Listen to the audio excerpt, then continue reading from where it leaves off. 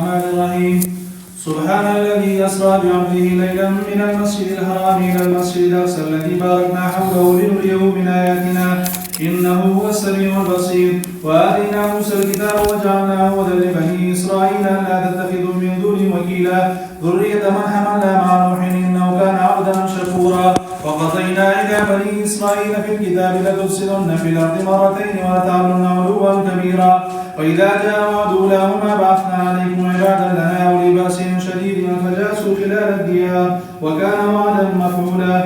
ثم رددنا لكم الكرة عليهم وأمددناكم بأموال وبنين وجعلناكم أكثر نفيرا.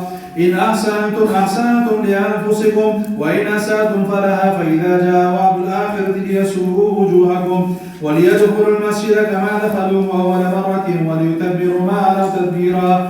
عسى ربكم أن يرحمكم وإن عدتم عدنا وجعلنا جهنم للكافرين حصيرا. إن هذا القرآن يهدي للتي هي أقوم ويبشر المؤمنين الذين يعملون الصالحات أن لهم أجرا كبيرا وأن الذين لا يؤمنون بالآخرة أعتدنا لهم عذابا أليما.